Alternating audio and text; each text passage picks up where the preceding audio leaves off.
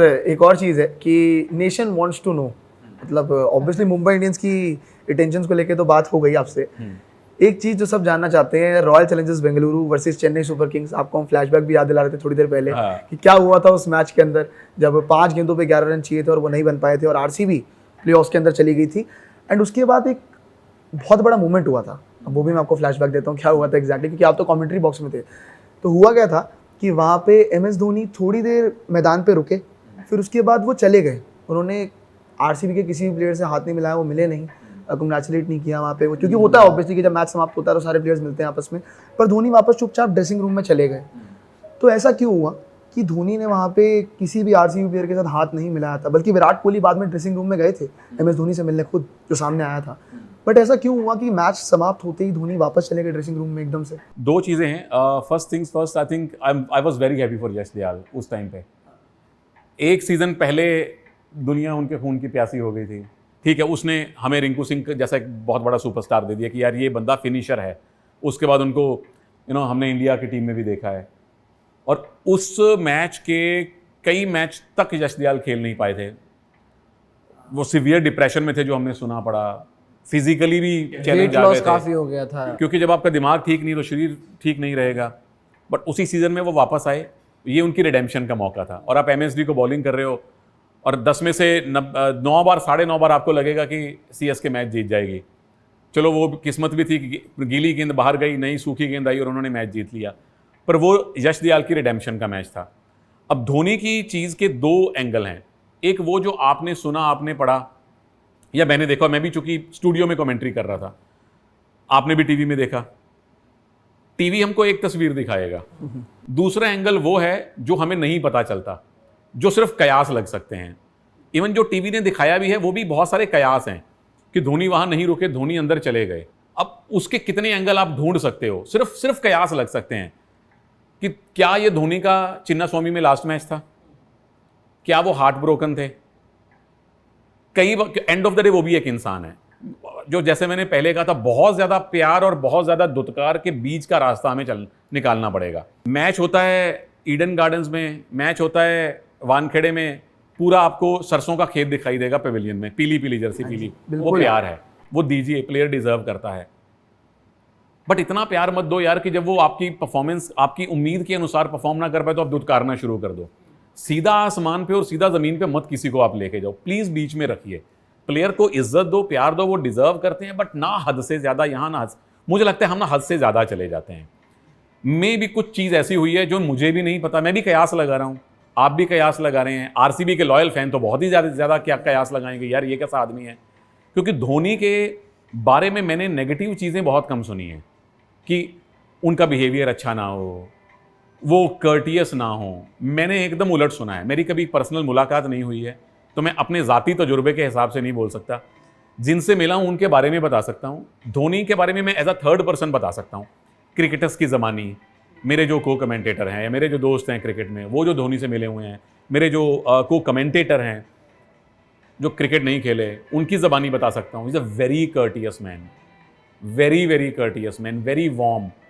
उस इंसान ने इंडियन टीम से लेके IPL तक और आगे पीछे बहुत करियर बनाए हैं, तो let's give him the credit. वो सिचुएशन आई थिंक बहुत हमें ओवर एनालाइज नहीं करनी चाहिए। हमें एग्जैक्टली नहीं पता, शायद वो स्टेडियम में रुके हों, हमें कैमरा ने ना दिखाया हो। उसके बाद अगर कोहली उनसे मिलने जाते हैं ड्रेसिंग रूम में, तो ये धोनी का स्टेचर नहीं दिखाता कि अभी भी कोहली के मन में इतना सम्मान है कि वो अपने सीनियर से जाके, अपने फॉर्मर कैप्टन से जाके मिल रहे हैं। तो अगर कोहली उन्हें सम्मान दे रहे हैं तो कोहली के फैंस को भी धोनी को सम्मान देना चाहिए। मतलब मुझे ऐसा लगता है हमें मीन मेक नहीं निकालनी चाहिए बातों की। अच्छा, धोनी की बात हो रही है सर, तो ये भी नेशन वांट्स टू नो, क्या IPL 2025 MS धोनी खेलेंगे? क्या वो खेल सकते हैं? क्या रिटेंशन उस तरीके से होंगी? क्योंकि उनसे भी एक जगह पूछा गया था क्या भाई आप खेलोगे, तो उन्होंने बोला था लेट्स सी कि क्या रिटेंशन पॉलिसी आती है, क्या रूल्स एंड रेगुलेशन आते हैं। So what do you think, क्या आपको लग रहा है कि जैसी परफॉर्मेंस उन्होंने लास्ट सीजन दी है, बाय द वे परफॉर्मेंस में कोई कमी नहीं थी, Correct. हार्दिक को 3 छक्के लगातार मार दिए थे CSK वाले मैच में लास्ट ओवर में, तो डू यू थिंक कि स्टिल माही के डोलों में अभी भी वो दम है? यार दम है। बोले कि एक पिक्चर भी काफी वायरल हो रही है, उन्होंने सोशल मीडिया पे आई है, क्या खेलेंगे अगला IPL? दूसरी अच्छी बात यह है कि he is not a regular cricketer now. उनको सारा साल इंटरनेशनल नहीं खेलना, उनको डोमेस्टिक नहीं खेलना। तो आईपीएल टू आईपीएल के बीच के जो 8-9 महीने का गैप है, उन्हें सिर्फ अपनी फिटनेस पे काम करना है। और आईपीएल 15 के बाद, आईपीएल 15 में हमने देखा वो आइस पैक लगा के ही उन्होंने पूरा निकाला। जैसे ही खत्म हुआ, सर्जरी करवाई, फिर रांची गए और रास्ते में वो कैंडी क्रश खेल रहे थे, वो भी आपको फोटो याद होगी। तो सिर्फ बात है फिटनेस की, नंबर 1। और मुझे लगता है कि दूसरी वाली बात ज़्यादा इंपॉर्टेंट है। उनकी फिटनेस निर्धारित नहीं करेगी कि खेलें या ना खेलें, ये डिसाइड करेगा। उनका मन है तो वो खेलेंगे, चाहे वो फिट ना हो। उनका मन नहीं है तो वो चाहे अपने करियर की बेस्ट फिटनेस पे बैठे हैं, अगर वो उस इंसान को लगता है कि मुझे नहीं खेलना है, तो वो अभी अपना फ़ोन उठाएंगे, एक फ़ोटो डालेंगे और लिखेंगे पिछला आईपीएल मेरा लास्ट था, thank you very much. Unpredictability, बस कुछ भी, शायद ये भी ना लिखें, यही लिख देंगे थैंक यू, उसके अपने आप मतलब निकालते। उन्होंने बोला था ना, मैं पल दो पल का शायर हूँ, याद है आपको? He can do anything. जो मतलब जो इतने सालों में मैंने धोनी को देखा है, जब उनका करियर शुरू हुआ तो मेरा भी करियर शुरू हो रहा था एज अ कमेंटेटर, वो साथ साथ चला है। अब थैंकफुली कमेंटेटर का थोड़ा सा लंबा होता है और मल्टी डिमेंशन होते हैं। But again, jokes apart, Dhoni को इतने पिछले 15-20 साल में जो मैंने देखा है, मुझे लगता है कि वो 2 इंसान हैं। एक वो जो खेल खिला रहा है, विकेट्स के पीछे रह के जो गेम बदलता है, वो दूसरों के लिए वो करते हैं। दूसरा वो जो अपने लिए करते हैं।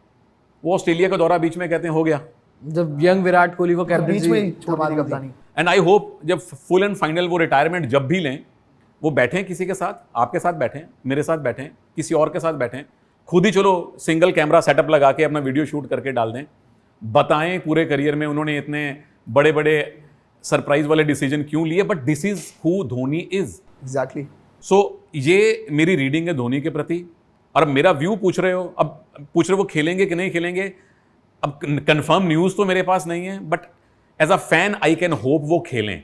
डॉलों में दम है, शरीर में दम है, वो आधी फिटनेस में भी मैच खेल लेंगे। बस उनके दिमाग में बत्ती नहीं जलनी चाहिए कि हो गया।